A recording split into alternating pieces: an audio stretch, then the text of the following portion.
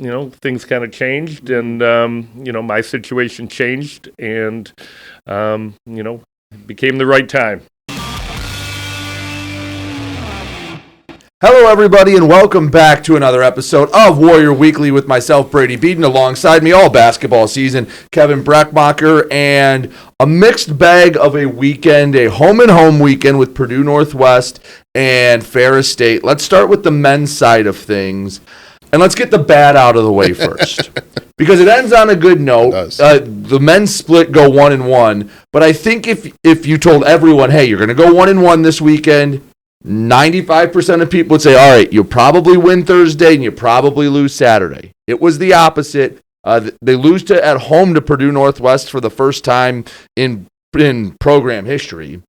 But for me, it was just, to put it in the simplest way, Wayne State just didn't have it on Thursday night. It was just a lackluster, discombobulated effort. I said that multiple times during the broadcast. Just never got into a flow. Very clunky. Very clunky, yet legs never got moving. Made a couple mini runs in the second half, but every time Wayne State would make a mini run, the pride would come back down the other end and hit a three. Yeah, or get it done. Or take the ball down low to that Ross kid who was just outstanding and he couldn't be stopped all night for an easy basket. And Wayne State just didn't have it. Some nights you'll have that. I'm starting to think the matchup with Purdue this year just isn't very good because over there it was a struggle. In 3 of the 4 halves, so in the start of the first half and second half in this game, they went in the first half they went almost 5 minutes without a field goal, and in the second half they went like 6 or 7 minutes without a field goal, and it was the same case down in Hammond. They went eight and a half minutes without a point down there. So 3 of the 4 halves coming out of the locker room against Purdue Northwest, they just couldn't score.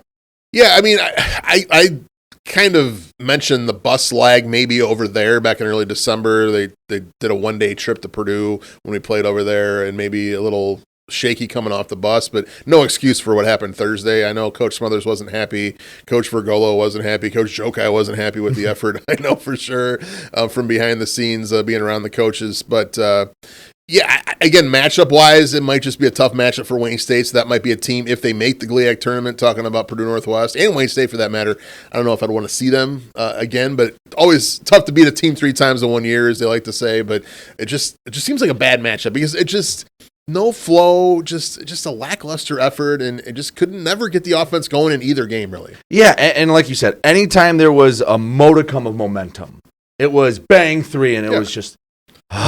I kept waiting for the run, too, Brady. Right. Like, you're sitting there calling the game, and I've been doing this long enough to know that every team makes a run, and Wayne State usually at home, sometimes they'll come out slow, but then there's the run in the second half. There was a little bit at the end of the first half. Yeah, a little bit, but because they were down, I think 17, and they got it to within 8, and then Purdue Northwest hit a buzzer beater to make it a 10-point halftime game. But again, to the point, every time they make a run, there was another big shot from Purdue Northwest, but it just never seemed like that run was there, and it's just one of those days, just maybe chalk it up to, just didn't have it, or it's just a bad matchup, but it was a poor performance from Wayne State on Thursday. All right, let's talk about the more fun part of the weekend. For the first time since one Brian Smothers hit a buzzer beater out in Big Rapids. Well, it was confirmed that it wasn't Smothers that hit the buzzer beater, so I was wrong about that. He made the pass to the initial shot, then Hollingsworth tipped it back in from Wayne State. Don't let it get in the way of a good story. He still won the MVP, though. Yes, he wanted to point that out. He still won the MVP. We have the picture of it in the long shorts.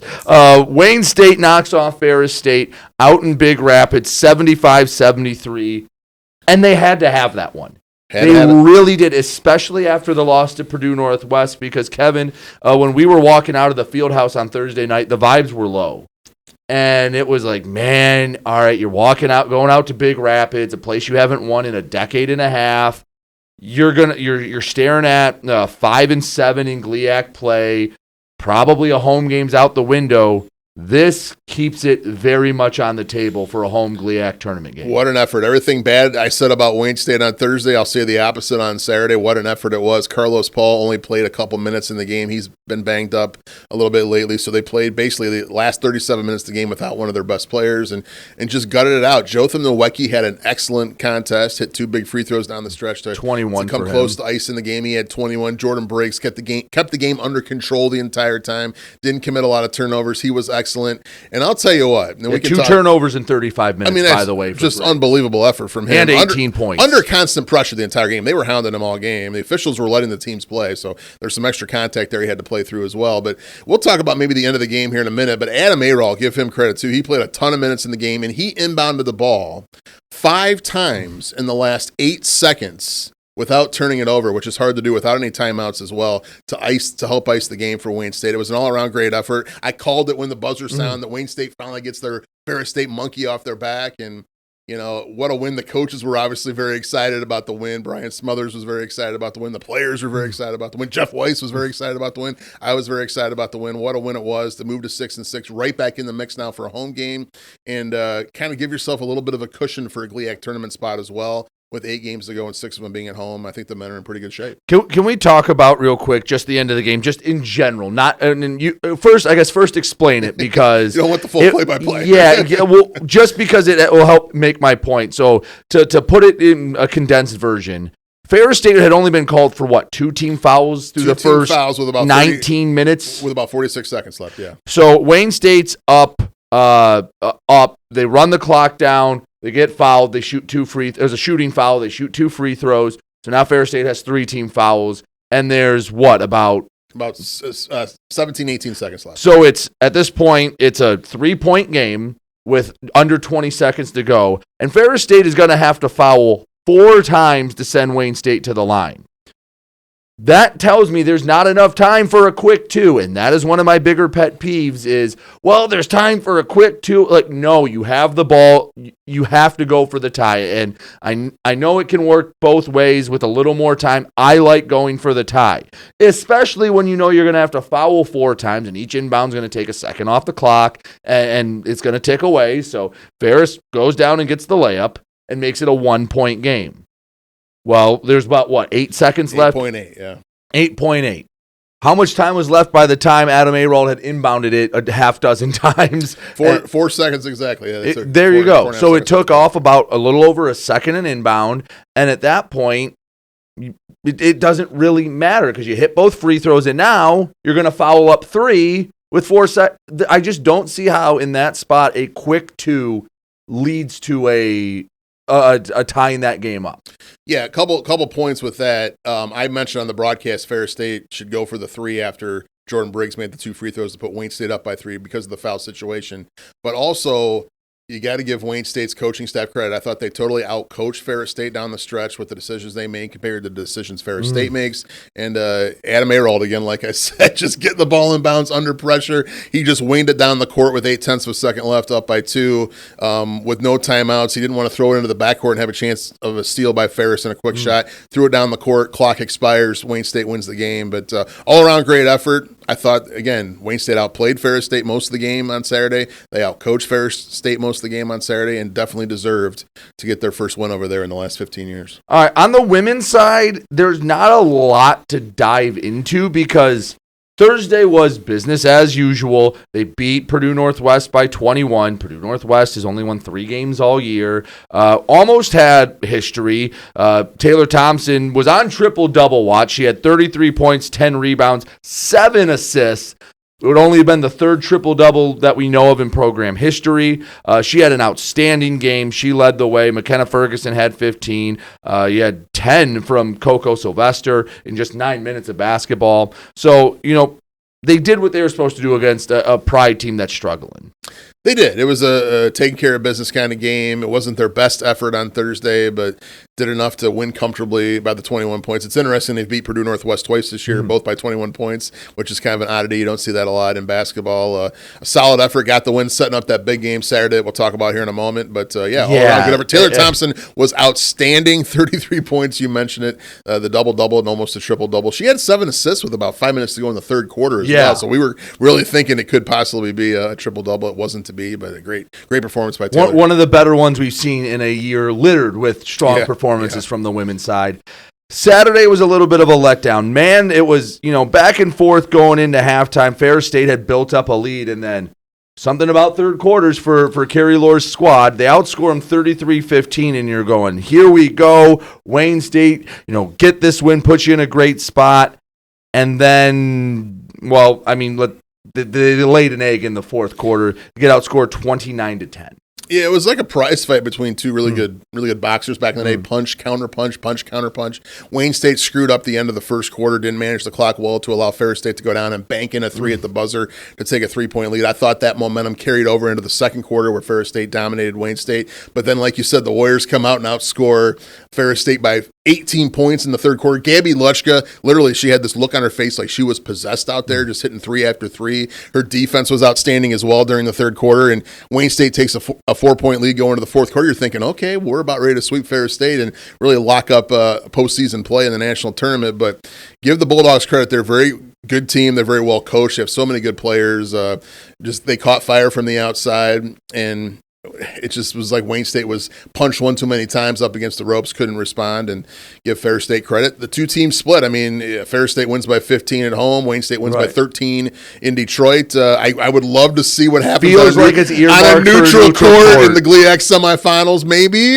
can we set that up right now? I would definitely be happy to go call that game. All right, just a couple other things that happened else around Wayne State over the weekend. In fencing action, they were both at Northwestern at the Schiller duels. On the men's side, they knocked off Detroit Mercy, so two teams from Detroit traveled to Chicago to face off. Whatever works. And Cleveland State, but fell to UC San Diego Air Force in Lawrence. And then on the women's side, the Wayne State women did pick up 3 wins in that one. They let me pull that up again. I know they knocked off Lawrence as well, but they went 3-2 in that stretch at Northwestern. So 3-2 for the women, 2-3 for the men, and that was everything else because tennis was supposed to have some action. It didn't. You usually don't get weather delays in tennis, but that's what we had. I'm sure I'll talk to Coach Bryan Morrow about that. Yeah, find out some information about that. I heard there was some snow on the roof at the tennis facility that caused some damage, but we're not sure exactly what happened. I don't want to speculate and send fake news out there, so make sure you ask Coach Morrow about that. I'm sure he has all the details. It was, again, you don't usually get weather delays in tennis. So, real quick for the women's fencing team, they knocked off Incarnate Word, Fairleigh Dickinson, and Lawrence, fell to Northwestern and Stanford. All right, as I mentioned, we'll talk to men's tennis head coach Bryan Morrow right here on Warrior Weekly.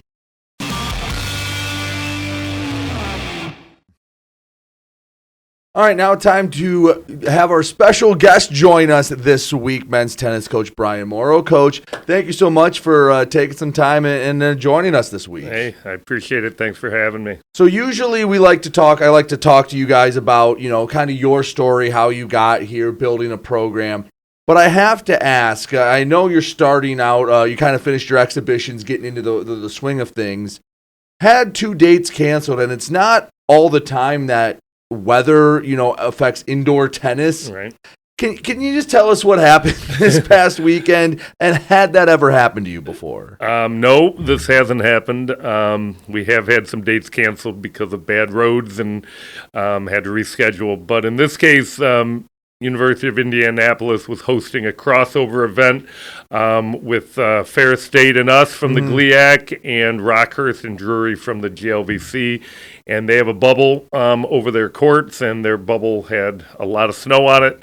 Last Sunday, they got a big snowstorm, and the bubble ripped, had some problems. And so right now, they're trying to come up with some solutions to indoor courts for them. So when did you find out that your indoor meet was snowed, or your indoor match was snowed out? He let us know it happened on last Sunday, and okay, so you had Monday. A little bit of time. Yeah, it wasn't. You're not on your way to Indianapolis. Sorry, the bubble literally burst. Right? No. Okay. We had plenty of notice of this stuff. All right, so you at least had a little bit of time to prepare everyone. Right. It wasn't a last minute thing. Yep. All right, so let's talk a little bit about Coach Morrow. So before you were coach, you were a player here. Tell everyone, to let us know about that story, about how you came here, and you had quite some success here at Wayne State. I grew up in Warren, was playing some tennis and playing a lot of the junior circuit, playing a lot of tournaments, and decided to come to Wayne and continue playing my tennis. Was fortunate, had a coach, Allison Tooks, who took a chance on me, and things went well. Had some friends from high school and juniors who ended up coming here as well. So we built a pretty decent team for the time. And, at that time, you played a lot of schools. Some don't have tennis anymore. So Right. we would play Bowling Green. We would play Eastern. So we'd play a lot of D1s. And then within our conference, it looked very similar to what it does now with Ferris and Michigan Tech. And at that time, Lake State was still around. And so, we had a good time. Oakland had a team then as well, which they don't have a men's team anymore. And we had a good time doing it. Got better. The team got better. We could never quite get Ferris, but we always, as a team, finished second in the conference for the most part. Most of the years I played, and Gary Lutz and I played doubles together, and we're fortunate to have some nice national rankings, and did really well in the ITA tournament. And then my last year, I was able to make the NCAA tournament and qualify for that. So, it was a good career. So while you were here, I mean, obviously you never know where the path takes you. What were you thinking about, post-career, and once you were done playing tennis at Wayne State? What did you want to do back then? I graduated with a sales management degree, and wanted to, at that time, the dream job everybody thought was pharmaceutical sales and whatnot. I got my licenses to sell insurance and investments and things, and worked for Prudential for a short while.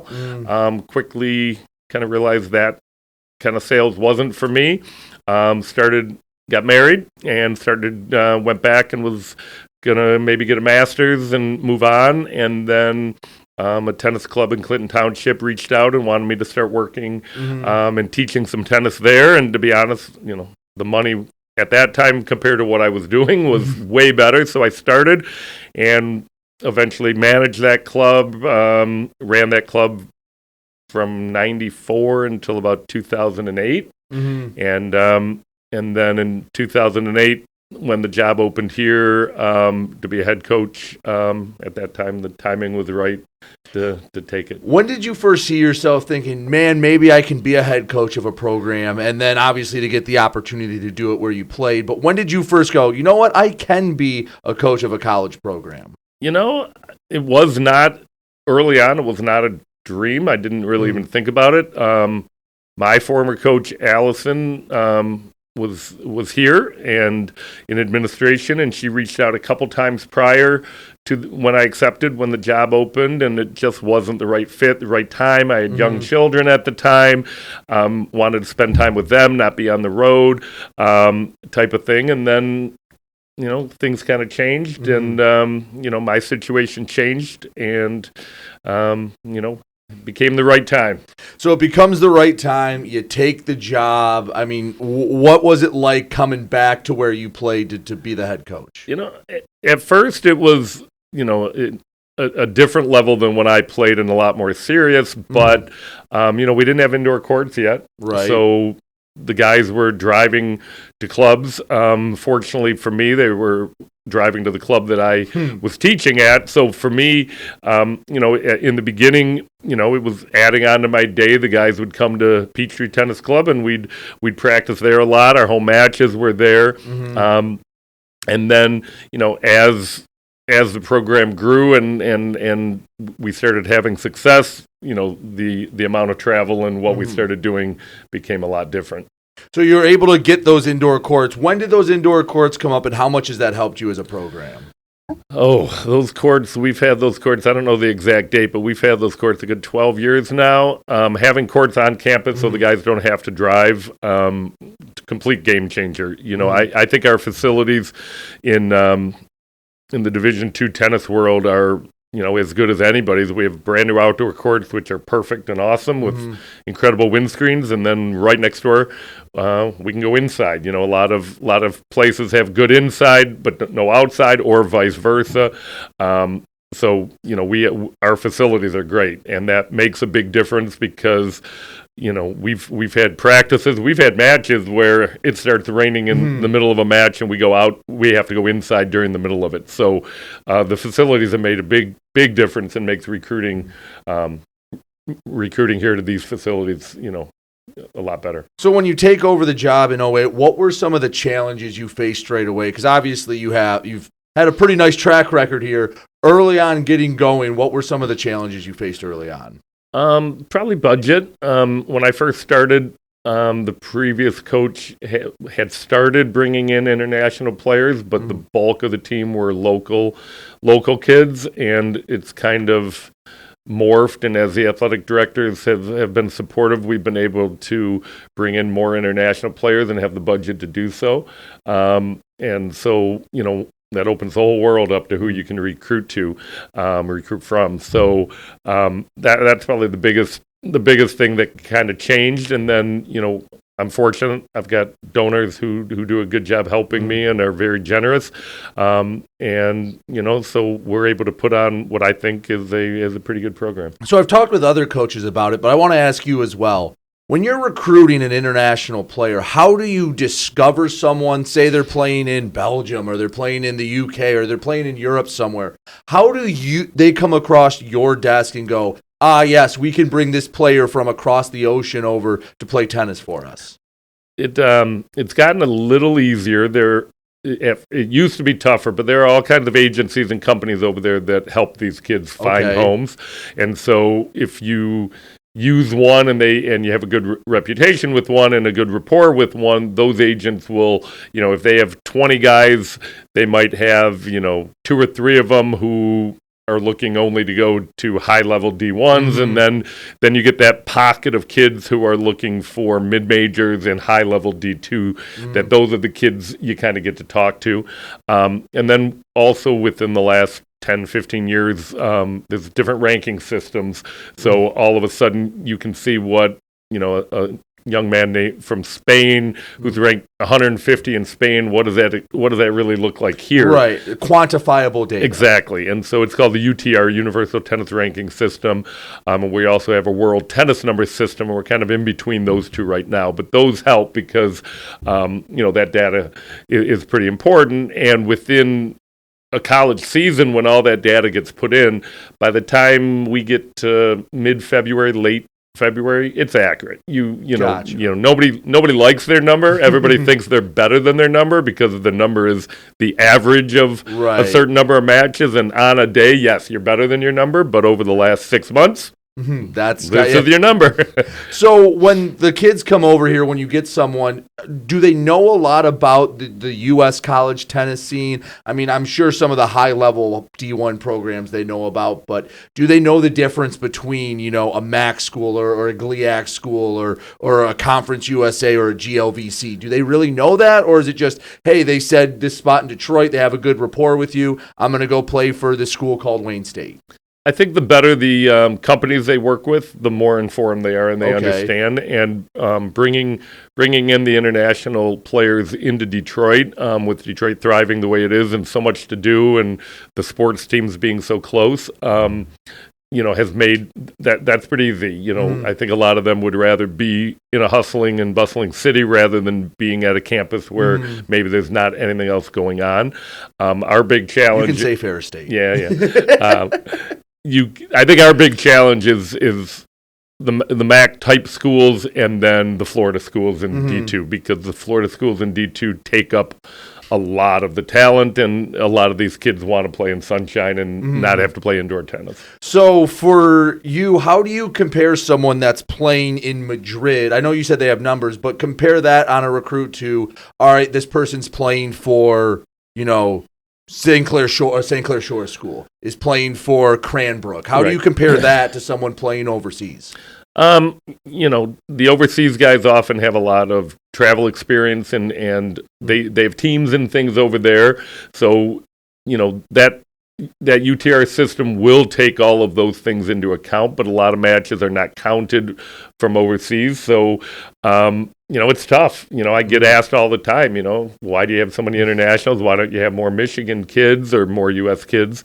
And, to be honest, we don't do tennis that well here. Right. And again, weather's part of the issue. Not a normal kid that lives in the suburbs is going to have all that access to indoor courts. Right. Yeah, you need to be in Michigan. You need to be a very affluent family to be able to get your children doing what they can to be here. And in Europe, they're playing on clay, they're playing year round, and they just seem. And then also sometimes those guys come in older. I have a freshman right now who's 21. Right. It's hard to. That makes a big difference. Grown man strength. Right. Exactly. So, but it's hard to compare and know. So you hope through the recruiters and through talking to the kids, and then you have to be pretty good in knowing all the different countries and their ranking systems and which ones are accurate and good and which ones aren't as good.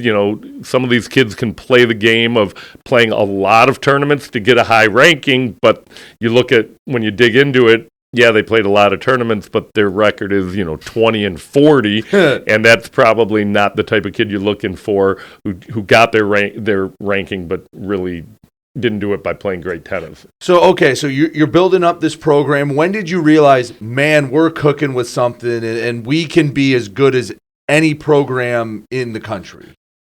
Early on, there were teams. Northwood here were the king and were really tough to get past. And my first really good recruiting class when I first started, I brought in 4 or 5 freshmen, and I really thought that group had the chance to do that, and didn't. We just as a coach, I don't think at the time I was experienced enough. I didn't have enough help for sure. I was trying to do too much on my own.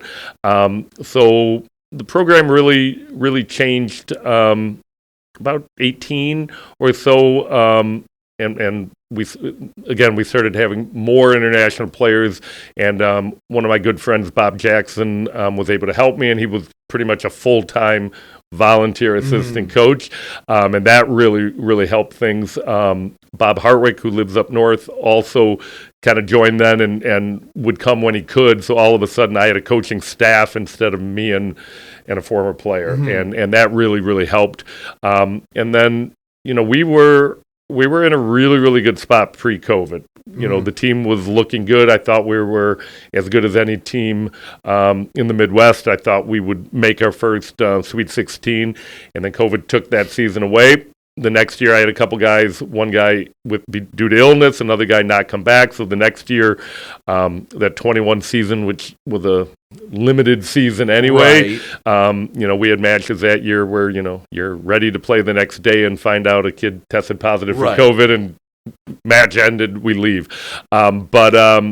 Then what I had in 21 with the freshmen that came back and where we were and knowing what was coming in, I knew in 22 I knew we were really good in the fall, and when we brought in the last piece, a grad student in January, and I saw him, I knew, okay, I'm 6 deep, and they're all really good. Never dreamed that we'd make the national championship match that year. Really just wanted to win the GLIAC.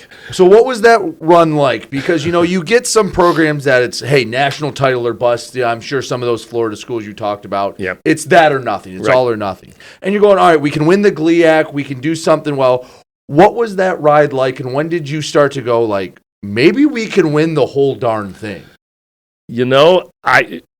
I was brand new to it. The program had never made the Sweet 16 before. Right. So usually you take those leaps, like, okay, you make the Sweet 16, and then you win a match, and you take those. No, you just went, all right, we've never been here. Let's just go to the championship. Yeah, as you look at the program, on that team you have a lot of great tennis players. You have Cedric Drent, who's their all-time leader in pretty much everything, and an All-American multiple times. You have Daniel Gray, who was a sophomore, who became an All-American, and with Cedric were All-American in doubles. You had Dom Spicer, who was the captain of the team, and from the growth for him between his freshman and sophomore year was amazing, and he was an amazing captain. And then you had Nicholas Cars, who set the record. So I had four Hall of Famers sitting on that team, and when we had 6 deep, and I could roll anybody out there. I mean, that year we were good enough that against most teams, I could probably have asked the coach, put my team however you want, because nobody could compete with me down at 4, 5, and 6, because we were just so good at those spots. And then we got through and made it there, and to be honest, I was just happy to finally be there. And the first round, because we had some good wins in Florida, we knew the first round we should win. We were stronger than that team. And then the second round, the way the seedings went, the second round we played a team that Emory-Riddle, which we beat very close, but we took them when we played them. And the weird thing about that match was we got the doubles point, and the three guys who won the singles points for us that day lost the previous time we played them, so that just shows the depth we had. Right.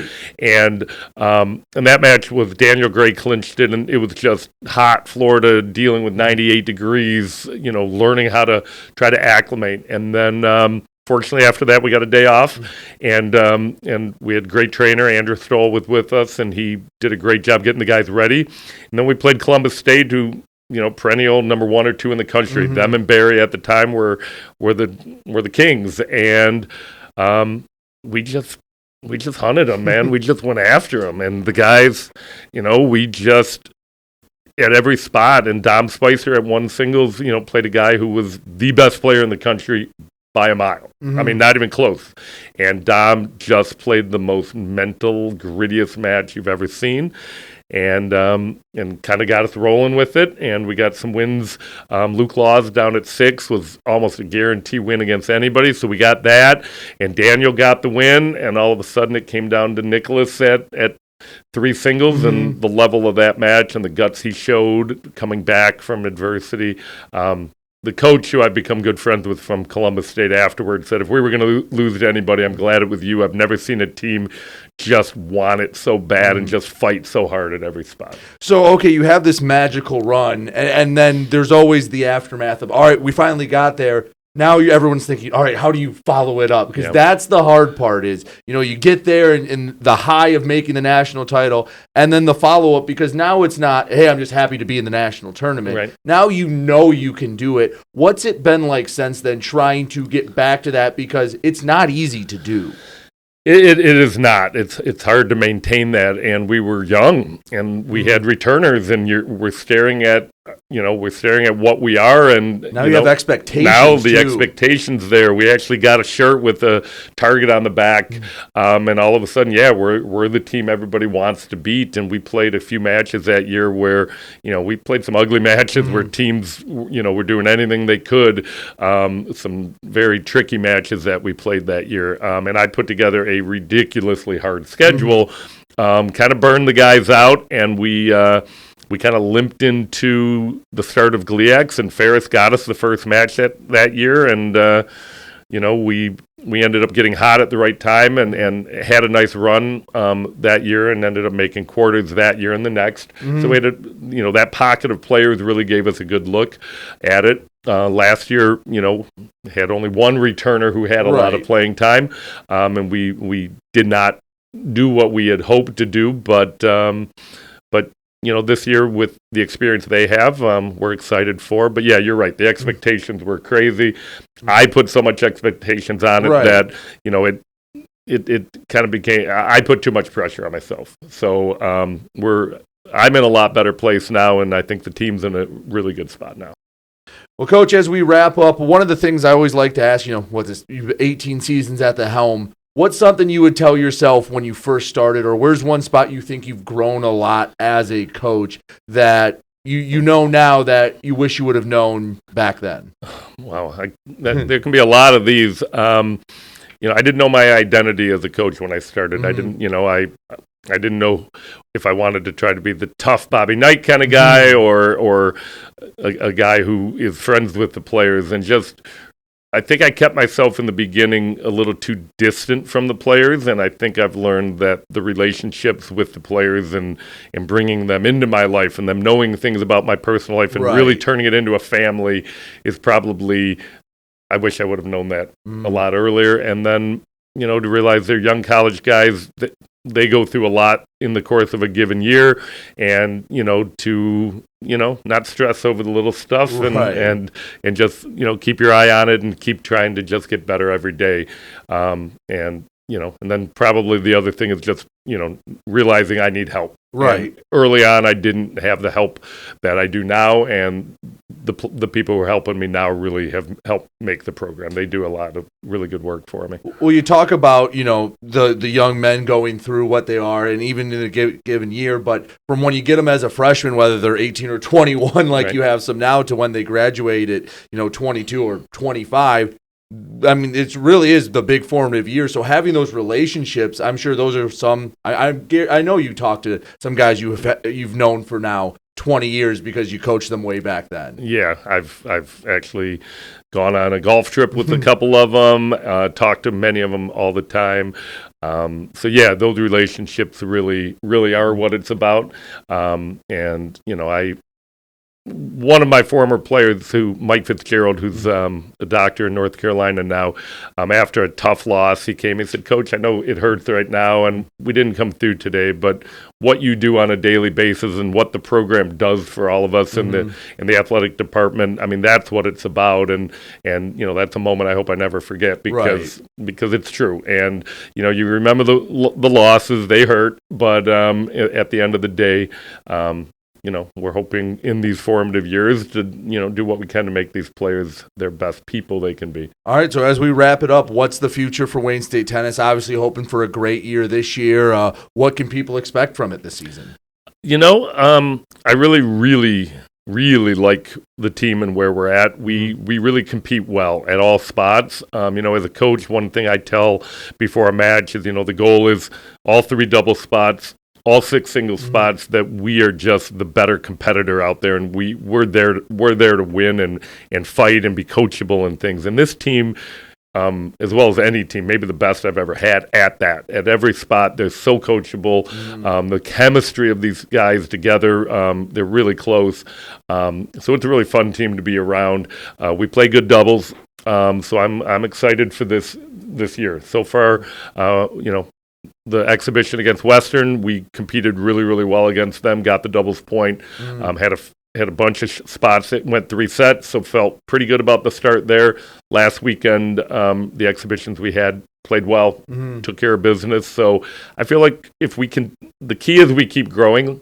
Last year, I think once we got to Florida, I don't feel like we grew from Florida to the end of the year the way we needed to. So the goal is to just keep getting better, and if these guys keep growing the way they are and keep getting better, I'm excited for the year. All right, sounds good. So no more snow outs, and good luck the rest of the year. I appreciate Coach. it. Thank you so much. Thank you so much. Heads tennis coach Bryan Morrow joining us on Warrior Weekly. Thanks again, and good luck this year.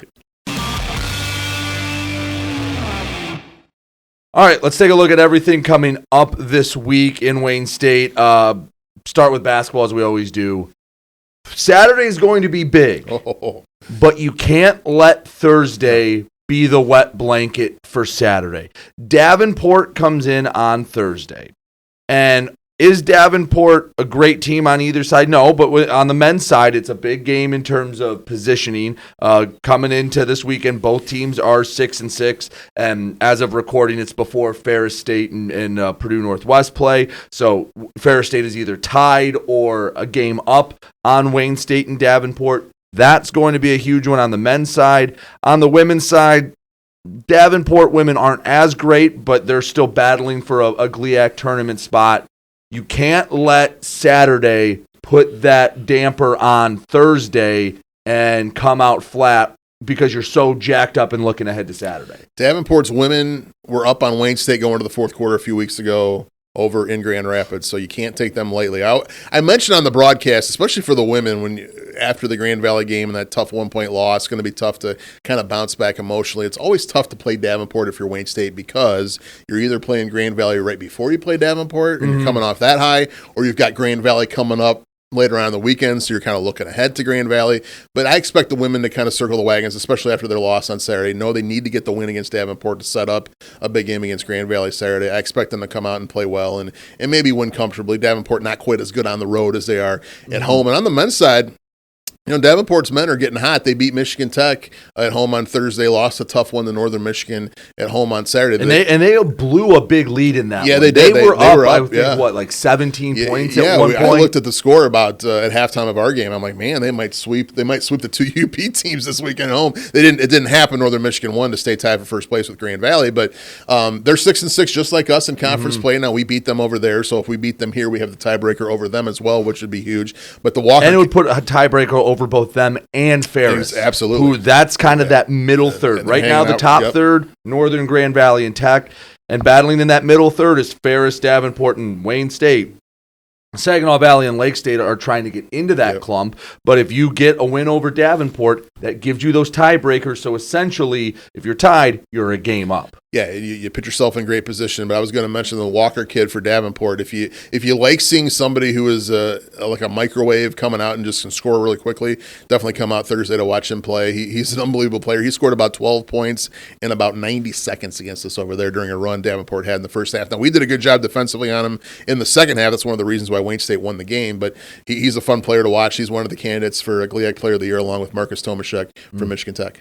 All right, well, let's get to the big one then. On Saturday, the number 2 team in the GLIAC, Grand Valley, comes in. The men are 17-3, 10-2 in league play. The women are 20-0 overall, the defending national champs. And their only real challenge was Wayne State. Which one do you want to start with? Let's start with the men. All right. Because it's setting up in a way that Grand Valley, again, watching them play us the first time over in Allendale, again, it's a good matchup for Wayne State. I don't know. But we were right there, one possession game with about a minute to go before they hit a fadeaway 3 to take a 6-point lead. 81-72 Yeah, final. to kind of put the dagger in there and won by 9. But Grand Valley just swept Northern Michigan and Michigan Tech this weekend at home. They're tied for first place with Northern Michigan. Like, who would have thought before the season that would have been the case? But Grand Valley's playing well, so they're hot coming in. But how big of a win would it be for Wayne State's men to get a win over Grand Valley to knock them from their first place perch possibly and to really put themselves in a great position? The thing with the men, and for the women too, but especially the men, you look at the standings, and everybody Wayne State plays at home the next 2 weeks are either tied with Wayne State like Davenport or ahead of Wayne State in the standings. Grand Valley, Northern Michigan, Michigan Tech next week. So it's all out in front of you. If you can take care of business here at home, you're putting yourself in a great position because your last 4 games, 2 of them on the road, 2 of them at home, are against 4 teams that are below you in the standings. Right. So it's a great opportunity for Wayne State's men to get 2 or 3 wins here at home these next 2 weeks and set yourself up in a great position because, again, I think the goal – as it speaks right now, before the season, it obviously was to win a league title, be the number 1 seed, et cetera. Right. That's kind of out the window now just because of the way the standings are. You're 4 games back with 8 to go. Going to be tough to make that up. Now the goal, finish 4th, get a home game, and get some momentum going and see what happens in the tournament. And we've said this for a couple weeks. Let's take a couple steps forward because, the pessimist in me says, man, that Ferris State win was great. But think about where they'd be if they could have just taken care of Purdue Northwest, because they went up to Tech and they battled. It was a 1-point game. They were right there with Grand Valley. They beat Ferris twice. They can make some large strides that if you go, and I don't even want to say 2-2, but you feel like 2-2 out of the next 4, you're in a good spot that if you do what you should in the final 4 weeks, You set yourself up for that stretch run. Going to be tough to get them all, but I think a realistic goal for Wayne State's men should be 3-1. Obviously, you want to win every game you play, but with that schedule, with those 4 teams coming in, you can go 3-1. If you go 3-1, I think Wayne State's going to finish in that 4th spot. I really do. And then the game you've been waiting for since the last one ended. Wayne State, Grand Valley on the women's side. You were there. You were very adamant that Wayne State should have won that game. Grand Valley's still the number 1 team in the country. Here's the one thing I will say. You're not going to catch them by surprise this time. That is true, and the Bisbal girl is back for them, which she wasn't playing the first time around, so that's going to make a difference. Now, hopefully, the difference on our side is that the 3 players, J.C. Tubrick and Gabby Lutschke and McKenna Ferguson, aren't saddled with foul trouble the entire game like they were and play most of the game as well, so that should even things out, I would think. I can't wait for this game. There was a lot of bad blood and animosity the way that game ended with the officiating and some other things over at Grand Valley, so the chip on the shoulder for Wayne State is definitely going to be there, but like you said, Grand Valley is not going to take Wayne State lightly. slightly. Not that they did the first time, but definitely got their attention losing by 1. It's the closest game they played by far all year. Grand Valley has not lost a basketball game since middle of last February at Parkside. That was the only game in the league they lost last year. Then they won the league tournament and then won the NCAA tournament. I think it's up to 33, 34 in a row now, and I don't suspect they will lose to Purdue Northwest. I know the GLIAC on Thursday, so counts this year. Yeah, so it's going to be in the mid-30s. Their winning streak coming in, so it's about time they lose. I mean, eventually you got to lose. This is the same time last year that Grand Valley lost that game at Parkside. Again, if Wayne State's women come out and play like they did for basically 2 of the 4 quarters against Ferris State in the way they did most of the game against Grand Valley, it's going to be a nip-and-tuck game. It's going to come down to the wire, and hopefully this time around the whistle goes Wayne State's way. Now, one thing I want to ask you about, because you know that the women's staff, the women's team have been waiting for this opportunity to get another crack at them. I feel like they're almost going to have to try to slow the heart rate down a little bit because it's going to be such a big game for them. They've wanted this for so long that you don't want the moment to be too big and them try to do everything perfect because they want it so, you can tell they want it so bad. Anytime that gets brought up again with any player or any coach, I mean, you've seen it talking to them. It's important to them. Don't let that override just how they've been playing when they've played well. Yeah, and I think to your point, that's kind of what happened a little bit during the game against Ferris State on Saturday. Wayne State turned the ball over 20 times in the game, really sloppy with the basketball in a lot of instances, trying to rush a little bit too much. I think the heart rate was going a little bit high because it was such a big game over there in Big Rapids on Saturday. So, yes, I think it'll help there at home. That'll help them calm down a little bit. The crowd will hopefully be on their side. You'll have the familiar surroundings of the Wayne State Fieldhouse, so that'll help as well. But, yeah, you're right. That heart rate was a little bit high, I think, most of the game on Saturday, and that's caused Wayne State to make some mistakes they usually don't make in big games.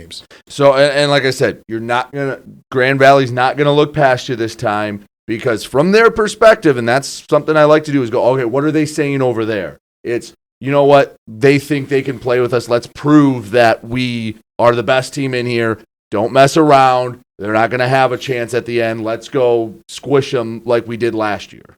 Yeah, they're for sure saying that. I don't think the way that program's been built the last, 7-8 years over there with Coach Williams, that they're going to take anybody for granted, let alone Wayne State, and especially when the Warriors came in there and probably should have beat them at home in early January. So, yeah, I think they're going to come out. They're going to play well. I expect them to be much better than what they were against us the first time, too. So we'll see what happens. Best on best, and let's get after it. Let's have a good atmosphere inside the Fieldhouse. Make sure you come out to support the Warriors both days this week, but especially on Saturday against Grand Valley. Arch rival coming to town. Sean Belegian will be in the play-by-play chair for the women's game. Can't wait for that. I'll call the game with him, and then I'll do the men. But I can't wait. Let's just fast forward to Saturday. No, and take care of business on Thursday. Yeah, let's fast forward to Thursday. Sorry, care of business. Fast forward to Thursday, and let's Thursday get it first. All right, other stuff going on around Wayne State. The GLIAC Swimming and Diving Championships kick off on Friday. That'll be out in Holland starting at 10 a.m. is when the first events go on. And then Saturday, actually before the basketball games, have the Women Who Move the Game panel at the Harwell facility, right at the baseball facility. That's an 11:30 start, so you can go out to that. It's right on campus. Make sure you come to that, and then right over to the basketball game at 1 o'clock. Should work out well, as the GLIAC Swimming and Diving will continue on Saturday as well. Fencing will actually host their golden event. That will be in the Mathi all day on Saturday. So busy campus. Big day on Saturday. Yeah, big day here on Saturday. The women's track and field will be in action up at Saginaw Valley in University Center. And the GLIAC Swimming and Diving Championships will actually go all the way to Monday. Yep. So when we record this next time, hopefully we can tell you who's all a GLIAC champion and who's who had strong performances. Yeah, and I heard there's a special giveaway as well Thursday. There is. At the Wayne State Fieldhouse. It's the I-96 blood battle game. It'll be it's a cutoff hoodie from what I hear, or a sleeveless hoodie. So the sleeveless hoodie is a good look on you, Brady, not necessarily on me. So I challenge you next week, maybe during our taping of Warrior Weekly, to wear the hoodless. Oh, I have to procure one first, and I'm sure you're pretty big around here, Brady. You'll be able to get one. We'll see if I can. Me, I don't know, but Brady for sure. All right, again Thursday for the Kevin will have the men's and women's games on the Warrior Sports Network and on Flow Sports, and again on Saturday at 1 and 3. Thank you for tuning in. We'll talk to you next week here on Warrior Weekly with Brady Beedon.